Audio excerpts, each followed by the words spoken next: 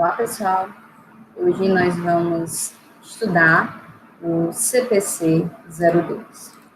Esse CPC 02, ele trata sobre o efeito das mudanças nas taxas de câmbio e conversão de demonstrações contábeis. Então, nós sabemos que as empresas, principalmente as grandes empresas, elas vão ter negócios não só aqui dentro do Brasil, mas elas podem ter uma filial no exterior ou simplesmente proceder a operações também no exterior. E como isso é feito, qual é o impacto disso sobre as demonstrações contábeis que essas empresas elas têm que apresentar. Bem, a previsão legal desses efeitos ocorre na norma internacional IAS 21, no nosso CPC 02, R2, existe a deliberação da CVM, número 640 de 2010, com a resolução do CFC, a número 1295, também de 2010. Qual que é o objetivo desse CPC? Ele trata de situações em que há variação na taxa de câmbio de conversão de uma moeda diferente da funcional. Funcional, gente, o nome já diz, é a moeda em que a empresa, ela funciona, tá? Então, geralmente, a moeda funcional é o quê? Eu estou aqui no Brasil, eu vou funcionar com a moeda do Brasil, a real, tá? Também existe a moeda de apresentação, que nós vamos ver mais à frente. Duas formas das empresas serem afetadas pelas taxas de câmbio são as transações em moeda estrangeira, por meio de importação, exportação, empréstimo, etc. E as operações no exterior, quando a empresa ela tem uma filial no exterior, uma controlada ou uma coligada. A empresa brasileira ela vai precisar aplicar o MEP e fazer o ajuste de conversão. Bem, qual é o alcance do CPC 02? Ele se aplica na contabilização de transações e saldos em moedas estrangeiras, exceto as que estejam sob o suporte do CPC 48, que trata sobre instrumentos financeiros. Também se aplica na conversão de resultados e posição financeira de operações no exterior, que são incluídas nas demonstrações contábeis da entidade por meio da consolidação ou do MEP. E, por fim, na conversão de resultados e posição financeira de entidade para a sua moeda de apresentação. Bem, gente, para a gente adentrar de fato ao CPC 02, precisamos saber a diferença entre itens monetários e itens não monetários. O item monetário, ele não tem valor intrínseco. Ele corresponde ao direito a receber ou à obrigação de entregar um número fixo ou determinável de unidade de moeda. Quando se diz que não tem valor intrínseco, quer dizer que ele perde valor frente à inflação.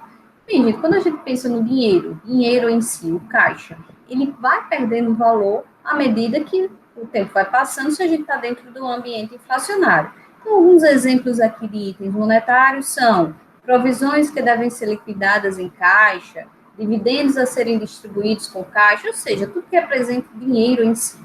Quanto a itens não monetários, correspondem à ausência do direito a receber, ou da obrigação de entregar um número fixo ou determinado de unidades de moeda. Exemplos: adiantamento a fornecedores de mercadorias, adiantamentos a prestadores de serviços, aluguéis antecipados. Esses itens não monetários, eles não perdem valor frente à inflação, porque ele tem um valor intrínseco. Você pode ver aqui nesse exemplo, né, um imóvel que eu posso comprar por um determinado valor e aos poucos ele ia aumentando, ele tem um valor intrínseco. Bem, gente, o que é essa moeda funcional? É a moeda do ambiente econômico principal no qual a entidade opera. Então, o ambiente econômico principal no qual a entidade opera é normalmente aquele em que, principalmente, ela gere e despenda caixa. A entidade ela deve considerar os seguintes fatores na determinação da sua moeda funcional. Primeiro, a moeda que mais influencia os preços de venda de bens e serviços. Geralmente é a moeda na qual os preços de venda para seus bens e serviços estão expressos e são liquidados. Como eu falei para vocês, se eu tenho uma empresa que ela está aqui no Brasil, geralmente a moeda que ela vai funcionar é a moeda brasileira, o real. e também do país cujas forças competitivas e regulações mais influenciam na determinação dos preços de venda para seus bens e serviços. Além disso, a moeda que mais influencia fatores como a mão de obra, matéria-prima e outros custos para o fornecimento de bens ou serviços. Geralmente é a moeda na qual tais custos estão expressos e são liquidados. Aqui eu trouxe um exemplo da Embraer, que ela, em suas notas explicativas, traz uma sobre a moeda funcional. Ela diz que a moeda funcional de uma empresa é a moeda do principal ambiente econômico em que ela está inserida e deve ser a moeda que melhor reflete seus negócios e operações. Então, ele traz a própria definição que o CPC-02 traz. Com base nessa análise, a administração concluiu que o dólar dos Estados Unidos da América é a sua moeda funcional. E esta conclusão baseia-se na análise dos seguintes indicadores. Primeiro, a moeda que mais influencia os preços de bens e serviços. Trata-se da moeda em que o preço de venda de seus bens e serviços são expressos e são liquidados. Moeda do país cujas forças competitivas e regulamentos mais influenciam os negócios da empresa. Moeda que mais influencia custos para fornecimento de produtos ou serviços, ou seja, onde normalmente os custos da empresa são expressos e liquidados.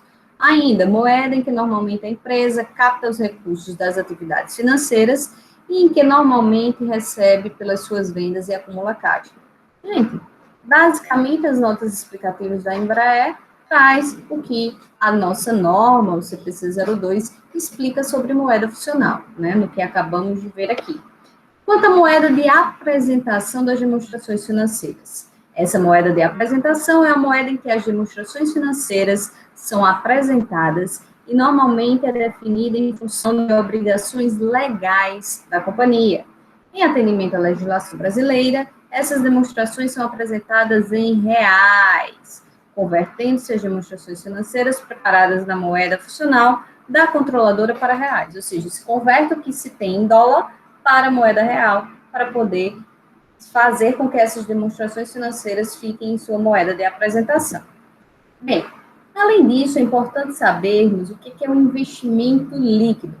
Bem, um item para o qual sua liquidação não é provável de ocorrer, tampouco está planejada para um futuro previsível, é substancialmente parte do investimento líquido da entidade nessa entidade no exterior. Então, se eu faço um investimento e eu não tenho a intenção de me desfazer dele no curto prazo, então isso é um investimento líquido. Bem, vamos a um exemplo. Uma empresa brasileira constitui uma controlada no exterior. Após certo tempo, a controlada no exterior está precisando de dinheiro para continuar suas operações. E a controladora brasileira opta por realizar um empréstimo, ao invés de subscrever capital. Se não houver previsão de liquidação do empréstimo, será pago quando e se a controlada puder, tal empréstimo é tratado como parte do investimento líquido realizado na controlada. Bem, as variações cambiais, né, quando a gente traz determinada moeda, o dólar, aqui para o real, pode dar essa variação cambial, de fato dá, né, porque nem sempre R$1 equivale ao dólar, a não ser na época da implementação do real, né. Então, as variações cambiais, elas são reconhecidas em conta de resultado, nas demonstrações contábeis individuais da entidade, agora só vai para o resultado quando ocorrer venda, tá? Por enquanto, fiquem outros resultados abrangentes lá no PL. Então, nas demonstrações contábeis individuais da investidora, aquelas demonstrações em que a entidade no exterior é avaliada pelo MEP, conforme as práticas contábeis brasileiras. E nas demonstrações consolidadas, aquelas demonstrações que incluem a investidora e a entidade no exterior. Portanto, só vai para o resultado quando ocorrer a venda. Bem, gente, vamos entrar nas transações em moeda estrangeira, de fato. O que são transações em moeda estrangeira? São compra ou venda de bens e serviços cujo preço é fixado em moeda estrangeira. São empréstimos obtidos ou concedidos em moeda estrangeira. Ou ainda, aquisição ou venda de ativos e quando se assume ou se liquida passivos em moeda estrangeira. Bem, o reconhecimento inicial dessas transações vai ocorrer por meio da moeda, né, da taxa de câmbio do dia, da taxa de câmbio à vista. Então, na data da transação, a transação se qualifica para fins de reconhecimento. Então, a taxa de câmbio à vista é a taxa de câmbio normalmente utilizada para a liquidação imediata das operações de câmbio, ou seja, a taxa do dia em que a empresa fez a transação. Bem, e a mensuração subsequente, gente? Ao término de cada período de reporte, ou seja, de apresentação dessas demonstrações, ou seja, nos balanços encerrados, após o reconhecimento inicial, as transações vinculadas à moeda estrangeira, elas são sempre avaliadas. Por quê? Pode sempre haver oscilação na moeda. Isso impacta a apresentação dessas demonstrações. Bem, primeiro, vamos para a mensuração subsequente de itens monetários. Esses itens monetários, eles são convertidos usando a taxa de fechamento, que é a taxa da data do balanço, e, portanto, irão gerar variação cambial. Por exemplo, em outubro de X1, uma empresa, ela contrata um empréstimo no valor de US$ 100.000, quando a taxa era de R$ 2. Então, no momento em que a empresa faz o registro desse empréstimo, ela vai debitar banco e creditar o empréstimo a pagar. De quanto? US$ 100.000 vezes R$ 2, 200 mil. Em dezembro de X1, o empréstimo ainda está aberto. A taxa de câmbio do dólar passou para 2,10, ou seja, aumentou 10 centavos em cada uma. Quando nós pegamos os US$ 100.000 e multiplicamos por 2,10, dá 210 mil. Ou seja, aumenta 10 mil do reconhecimento inicial. Então, esses 10 mil nós vamos debitar uma despesa financeira, que de fato é essa variação cambial, que está lá no resultado, e vamos aumentar a obrigação da empresa, acreditando o empréstimo a pagar. Agora, pessoal, como é que acontece a mensuração subsequente de itens não monetários? Pode ocorrer de duas formas. Vamos primeiro ver os itens não monetários mensurados ao custo histórico. Eles são convertidos usando a taxa da data da transação. Exemplo 1. Uma empresa importa uma máquina no valor de US$ 100.000, a qual entrou em funcionamento em outubro de X1, quando a taxa era de R$ 2. O pagamento foi efetuado também em outubro. Em dezembro de X1, a taxa de câmbio do dólar passou para 2,10. Mas o pagamento ocorreu quando? Em outubro. Em dezembro, aumentou a taxa, mas o pagamento já tinha ocorrido. Então, em outubro, quando a máquina entrou em uso e o pagamento foi efetuado, a empresa vai debitar o imobilizado US$ 100.000 vezes R$ 2, 200 mil, e creditar bancos em 200 mil.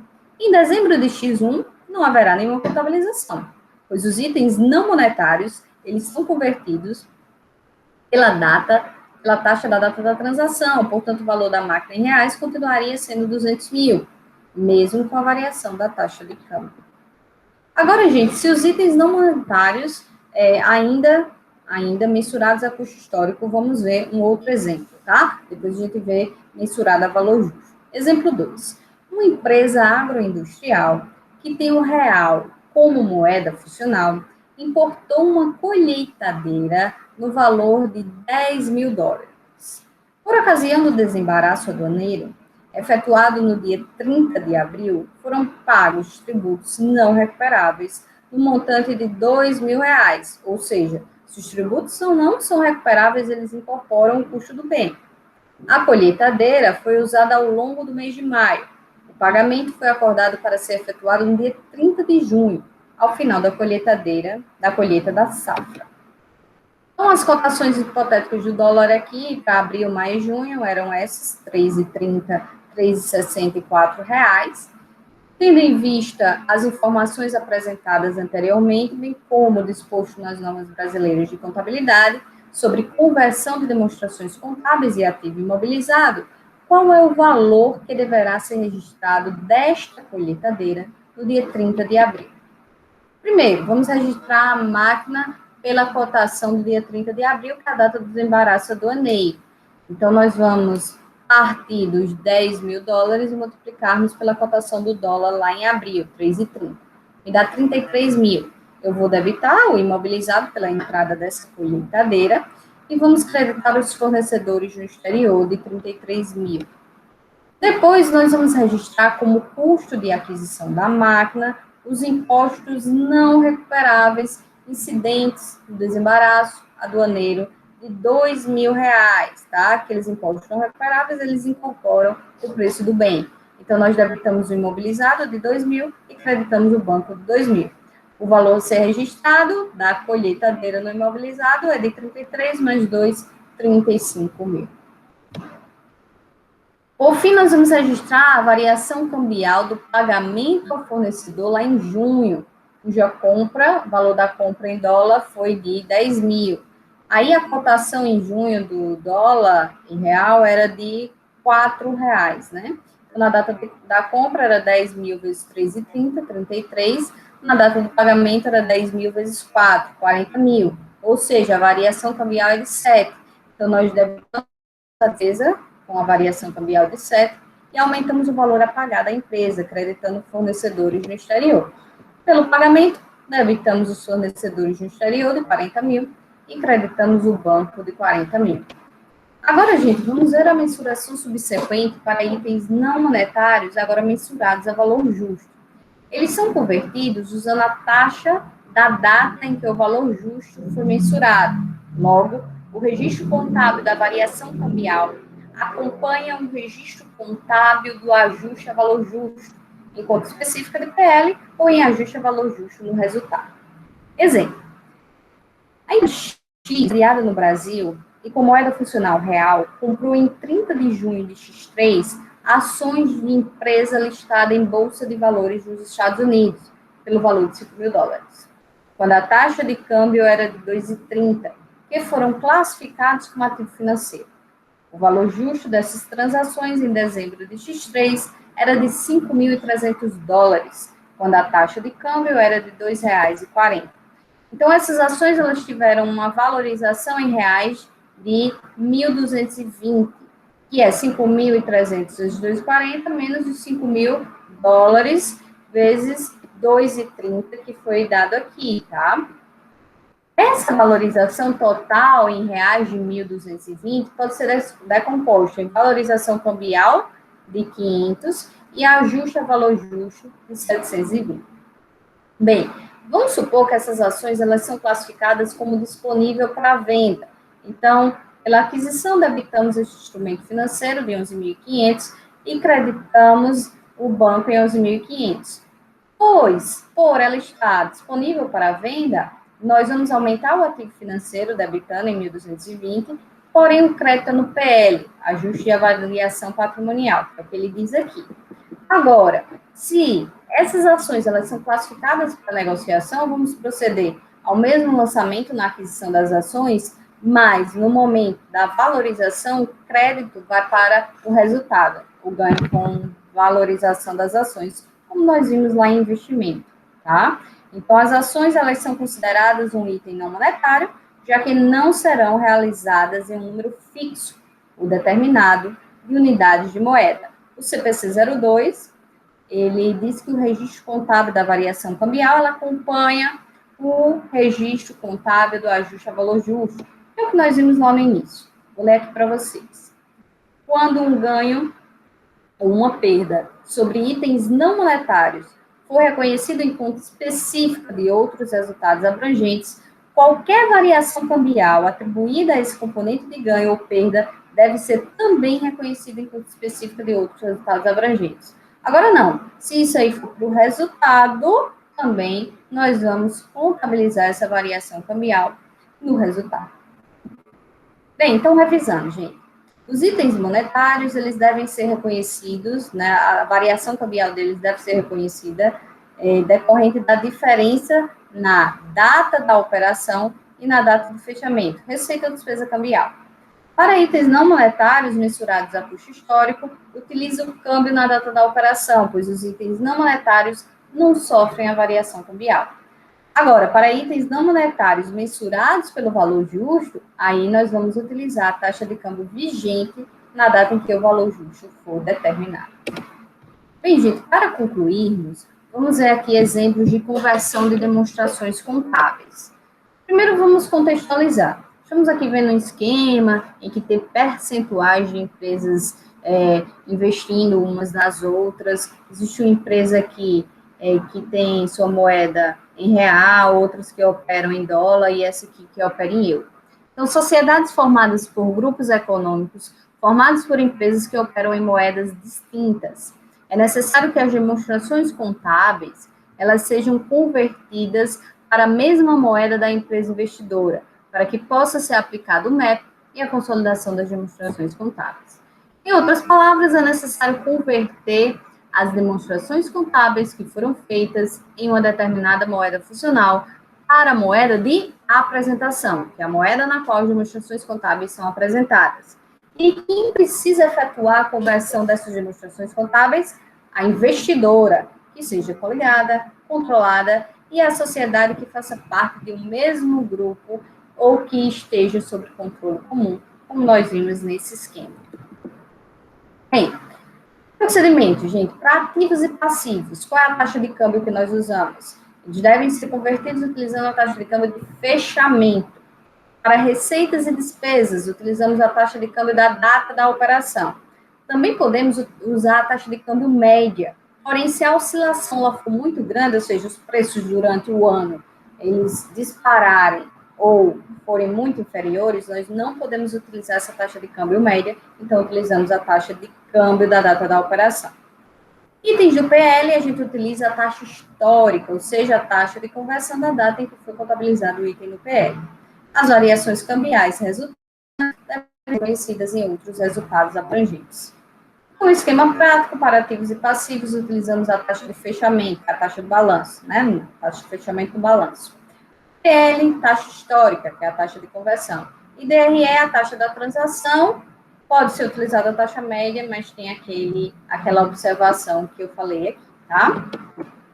Bem, como nós vamos expressar as variações cambiais em outros resultados abrangentes, só para relembrar que esses outros resultados abrangentes são registrados na demonstração do resultado abrangente, que é a DRA, que de maneira geral reconhece as variações ocorridas no PL que ainda não transitaram no resultado do período, receita e despesa. A demonstração do resultado abrangente pode ser apresentada em quadro demonstrativo próprio ou dentro das mutações do PL. Bem, esse é o esquema, né, da nossa DRA. Nós vamos partir do resultado líquido do período, em que nós encontramos lá na DRE, nós acrescentamos ou diminuímos esses outros resultados abrangentes, como nós vamos acrescentar ou diminuir os outros resultados abrangentes decorrentes da aplicação do método de equivalência patrimonial. Enfim, chegamos ao resultado abrangente total. Bem, vamos a um caso prático.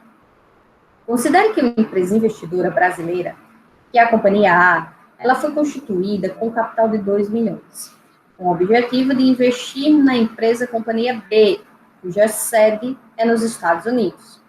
O investimento realizado na Companhia B foi feito com a taxa de câmbio de R$2 por dólar americano, e no mesmo dia a Companhia B realizou algumas operações, de modo que os balanços da investidora investida seguem representados a seguir.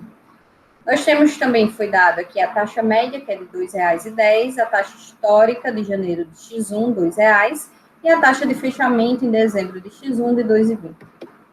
Bem, gente, aqui eu tenho o balanço patrimonial da investidora, que só tinha valores da Companhia B, que ela foi constituída só com esse fim, né? E o capital social, e da investida, tá? Que é um caixa, estoque imobilizado e o valor do capital social.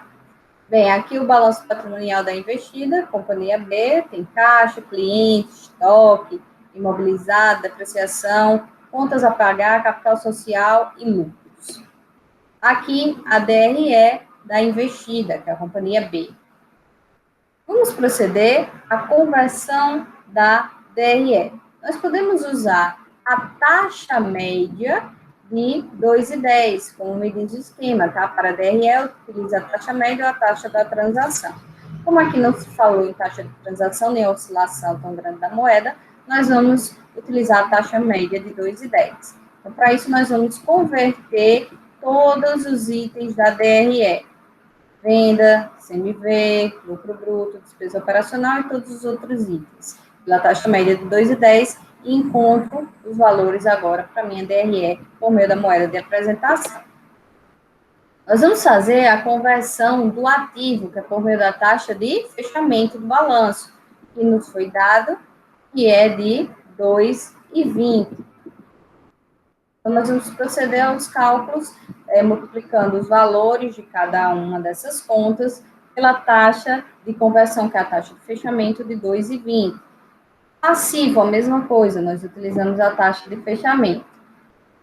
No caso do capital social, que é o PL, nós vamos utilizar o quê? A taxa histórica. Para o PL, utilizamos a taxa histórica, que nos foi dada R$2. O lucro é resultado, utilizamos a taxa média 2,10. Então, nós encontramos, pessoal, aqui valores do ativo, passivo e PL. Porém, quando nós procedemos a cada uma dessas conversões, nós percebemos que existe um capital social e lucro, só aqui no PL dessa empresa. Porém, se a gente colocar só capital e lucro, não vai bater o total do ativo com o total do passivo mais o PL. O que é que precisa a gente colocar aqui? O outro resultado abrangente, que é a variação cambial decorrente dessas mudanças que ocorreram na empresa. De que forma a gente consegue encontrar isso? Nós vamos ver qual foi o valor do ativo convertido, que é 4.400.000. O valor do passivo convertido, que nós vamos diminuir, 1.540.000. Vamos tirar o valor do capital, está lá no PL, de 2 milhões. Tirar também o lucro convertido de 600.000 e vamos chegar aos ganhos na conversão de 230. Ou seja, é a diferença que sobrou quando eu somo ativo, o valor, menos passivo, mais PL. Ok? Então, dá 230.000. Esse é o valor de outro resultado abrangente, que é a conversão dessa variação cambial. Bem, a contabilização vai ocorrer da seguinte forma, pela aplicação do MEP na investidora, por meio da aquisição da participação, nós vamos debitar investimento, participação societária de 2 milhões e creditarmos o caixa. E nós encontramos isso por meio da taxa de câmbio, 1 milhão vezes R$2. Depois, nós vamos fazer, por meio da aplicação do MEP, a receita, de acordo com o lucro que a investida teve. A investida teve um lucro de 300.000. Quando multiplicamos por 2,10, dá 630.000. Nós debitamos essa participação societária e creditamos a receita com equivalência patrimonial. E também vai ter um ganho, outro resultado abrangente que também impacta a investidora. Debitamos o investimento e creditamos o outro resultado abrangente. Vamos conferir, gente. O saldo da participação societária confere com o PL da investida, 2.860.000. Sim, Então, confere, sim, na verdade, como é 100% de investimento, tem que conferir, ok? Mudança na moeda funcional. Pode haver mudança na moeda funcional se houver alteração nas transações, nos eventos e nas condições em que a empresa opera. Se ocorrer alteração da moeda funcional, a entidade deverá converter todos os itens monetários e não monetários para a nova moeda, usando a cotação da data da alteração, ou seja, a data em que se adotou a nova moeda funcional. Bem, gente, com isso, nós concluímos o CPC 02. Espero que tenha ajudado vocês. É a turminha de avançada, tá? Abraço, tchau.